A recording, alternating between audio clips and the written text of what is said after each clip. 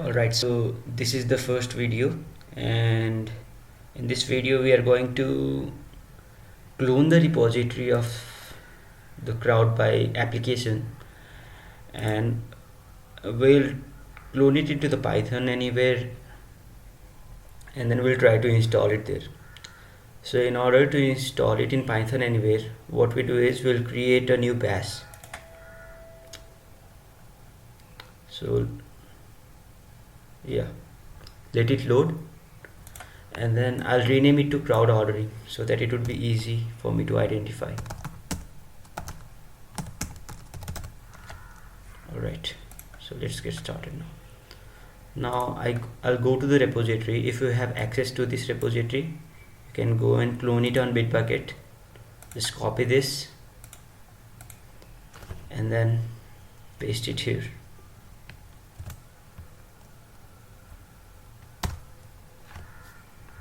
So it will ask your Bitbucket password. So this is the password of my repository. You need to put in the password of your repository.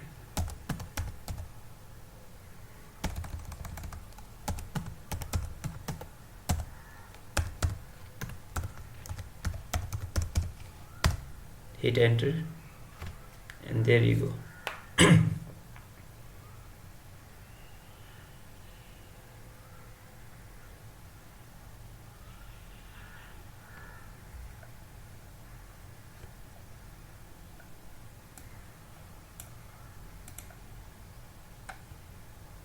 Yeah, so now the repository has been cloned, and to check where our repository is, just type this command lsa, and it will show you all the files that are in this home directory. So these are all the files that were there by default, but you can see here CrowdBuy. That's our folder, that's our application. So if I move to CrowdBuy,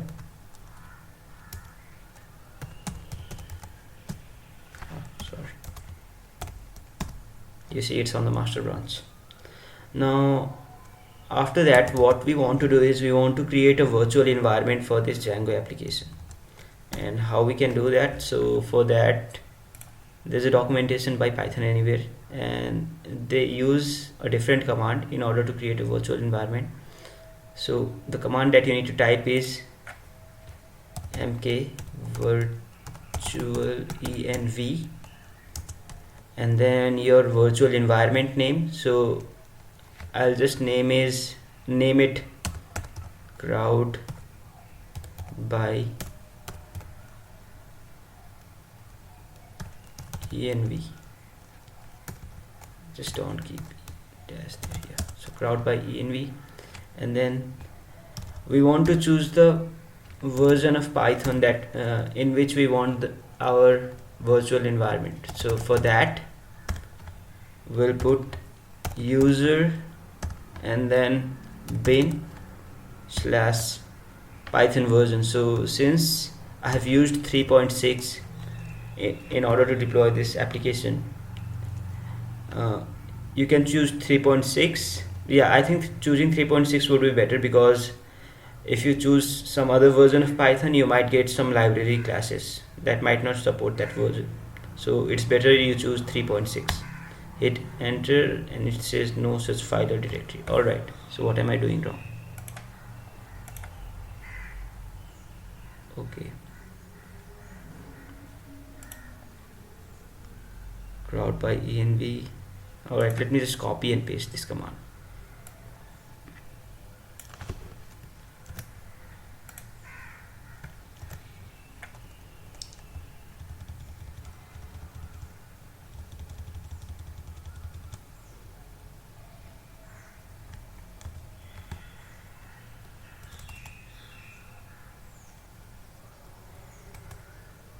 I just did 3.6. I needed to write Python 3.6. Alright, my bad. Crowd by env. So when you hit enter, it will create a new virtual environment for you. Yeah, so you see the virtual environment is already activated. So I'll just tell you a tip. So you can deactivate this virtual environment. So first check the Python version into it. So we use 3.6, right? Python version, this is 3.6.13, which means this is our virtual environment. I can deactivate it.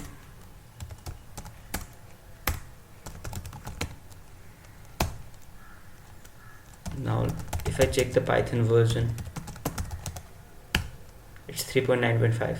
now in order to activate this virtual environment again, what I can do is, so there's a folder called venvs that has all the virtual environment that you have created. So go into that folder, virtual envs. Now if I list all the virtual environments, you can see our crowd by env here, right? So what you can do is just type source and then crowd by env /bin/activate. Here you go. So you have your virtual environment activated again. Alright, so we did two things right now. We have cloned the repository and then we have created the virtual environment.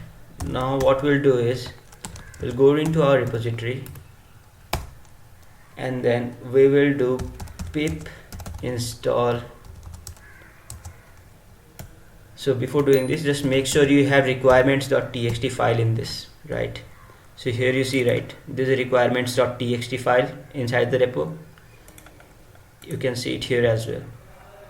This is the file we are looking for. So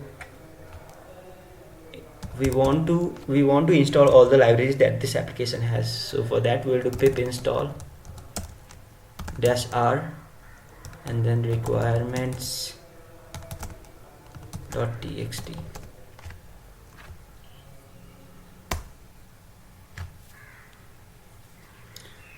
Now it will download and install all the libraries. It might take a while. Until then we can do something else. So we'll go to a new tab. I'll look into my files. So if you go to the files, you can see all the files that are there in your home directory. So this is the CrowdBuy folder that we downloaded, and what you need to do is go into voting and CrowdBuy, go inside settings, and then here you create a init.py file. So it's __init __.py. Just be careful while typing the name. You need to be sure that it's double underscore and it needs to be this name only. You can't keep the name anything else, otherwise it would show an error. So basically what this does is this converts this directory into a module, into a Python package. So I created one.